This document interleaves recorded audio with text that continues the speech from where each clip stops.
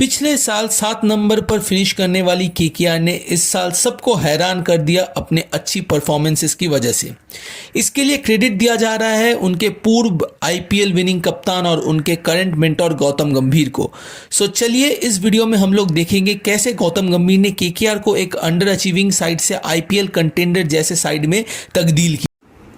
KKR इस बार auction में 32.7 crore rupees लेके उतरी थी, जो अपने आप में एक काफ़ी बड़ा बजट था। बट केकेआर के सामने एक बहुत बड़ा सिचुएशन ये भी था कि उनकी जगह मतलब जो टीम में जो खाली जगह थी या टीम की जो वीकनेसेस थी वो बहुत हद तक बढ़ चुकी थी। सो उनको उन सारे पोजीशंस को फिलअप करना था इसी 32.7 करोड़ के अमाउंट को लेके। यहाँ पे गंभीर लेट केकेआर मैनेजमेंट में। यहाँ पे मैं गंभीर साहब की बात इसलिए करूँगा कि पिछले कुछ सालों में केकेआर ऑक्शन टेबल में काफ़ी लैकलस्टर परफॉर्मेंस दिखा रही थी। सो गंभीर लेड केकेआर मैनेजमेंट ने अपनी टीम के इनएक्सपीरियंस पेस बॉलिंग लाइनअप में मिचेल स्टार्क जैसे प्लेयर को वर्ल्ड रिकॉर्ड या आईपीएल रिकॉर्ड वाले रुपए से अपने टीम में जोड़ा। ऑन दी अदर हैंड अपने टीम के वीक विकेट कीपिंग सेक्शन को शिखर भरत जैसे एक इंडिया लेवल विकेट कीपर लाके कुछ हद तक विकेट कीपिंग के प्रॉब्लम को भी सॉल्व किया in terms of squad depth. इसके अलावा भी अंकुरिश रघुवंशी और रमनदीप सिंह जैसे अनप्रूवन टैलेंट्स को भी लिया जो इस साल केकेआर के लिए बहुत अच्छा परफॉर्मेंस दे रहे हैं। इसके अलावा भी अपने बेंच को पिछले कुछ सालों में वीक लग रही थी केकेआर। इस साल उन्होंने चेतन सकारिया, मनीष पांडे और शर्फेन रदरफोर्ड जैसे लाइक फॉर लाइक रिप्लेसमेंट वाले प्लेयर्स को खरीद के अपना बेंच को भी काफ़ी हद तक सॉलिड कर लिया था। अब केकेआर का लक भी थोड़ा यहाँ पे फेवर कर गया उन्हें, जहाँ पे जेसन रॉय के नाम विड्रॉल करने की वजह से उनको इन फॉर्म फिल सॉल्ट मिल गए, जिन्होंने एक तीर से दो निशाने वाला काम केकेआर के लिए किया। जहाँ पे फिल सॉल्ट के अंदर केकेआर को सिर्फ एक अच्छा विकेट कीपर नहीं, एक डिस्ट्रक्टिव पेस हिटिंग ओपनर भी मिल गया जो इस साल केकेआर में एक बहुत बड़ा रोल प्ले कर रहे हैं। रीज़न 2, पिछले कुछ सालों में केकेआर के लिए एक बहुत ही प्रॉब्लमेटिक चीज़ बन गई थी उनकी ओपनिंग बैटर्स। हर सीज़न नए नए प्लेयर्स को लेके केकेआर की ओपनिंग कराने की जो एक्सपेरिमेंट थी वो बिल्कुल कारीगर साबित नहीं हो रही थी। बट इस बार गौतम गंभीर के अंडर केकेआर को सुनील नारिन और फिल सॉल्ट का एक तगड़ा ओपनिंग पेयर मिला। पिछले कुछ सालों में बैटिंग में बिल्कुल ना चलने वाले नारिन को तो जैसे गंभीर ने आके जादू से बिल्कुल बदल दिया। बैटर्स को तंग करने वाले नारिन बॉलर्स के छक्के छुड़ाने लगे। उनकी बैटिंग में सिर्फ काफ़ी सुधार नहीं आया, ऐसा नहीं है, उनके बैटिंग के टेक्निक में भी काफ़ी सुधार हमें देखने को मिला। On the other hand world के वन ऑफ द बेस्ट टी20 बैटर फिल सॉल्ट को जो ऑक्शन में अनसोल्ड थे, उन्होंने केकेआर के लिए अपना अलग ही रंग दिखाया। सिर्फ ताबड़तोड़ शुरुआत देने की बात नहीं है, जब टीम को ज़रूरत पड़ी उन्होंने इनिंग्स को बिल्ड भी किया। इन दोनों ने मिलकर केकेआर को हर मैच में एक सॉलिड स्टार्ट दे रहे थे, जिस वजह से केकेआर हर एक मैच में इजीली 200 क्रॉस कर रहा है। ये ओपनिंग पेयर केकेआर की एक सबसे मजबूत कड़ी में से एक है। Reason 3, brilliant use of young and unproven talents.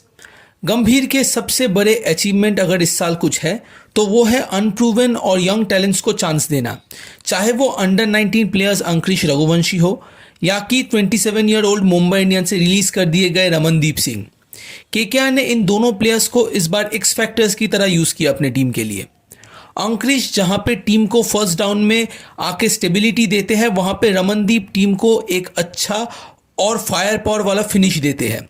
Ramandeep के आने की वजह से रिंकू और रसेल दोनों के ऊपर से फिनिशिंग का प्रेशर बहुत हद तक हट गया है। On the other hand Nitish Rana की ना मौजूदगी यहाँ पे बोलना ज़्यादा अच्छा होगा, अंकुरिश ने बहुत हद तक कम हमें महसूस करने दिया। रमनदीप और रघुवंशी दोनों ही अच्छे फील्डर्स हैं, जिसका फ़ायदा केकेआर को फील्डिंग में भी देखने को मिला।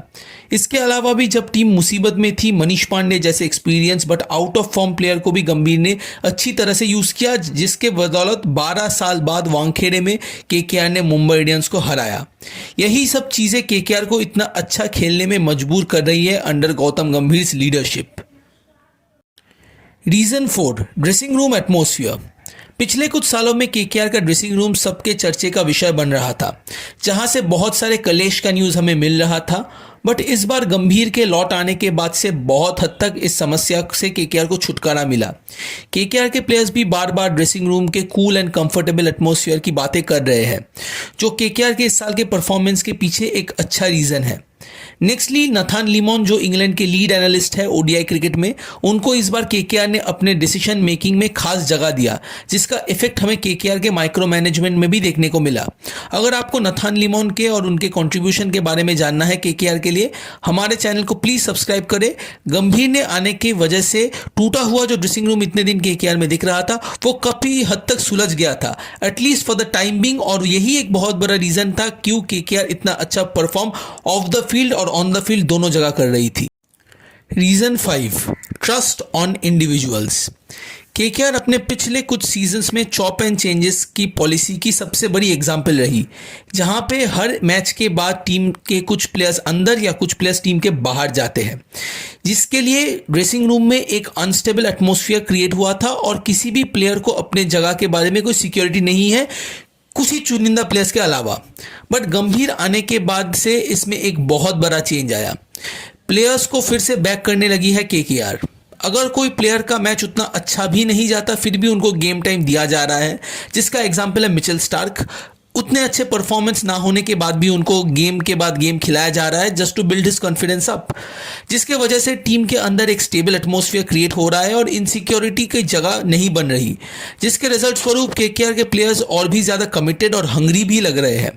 गंभीर ऑलवेज एक सेटल स्क्वाड में बिलीव करते हैं, जिसका नमूना हमें केकेआर में देखने को मिल रहा है एटलीस्ट इस साल।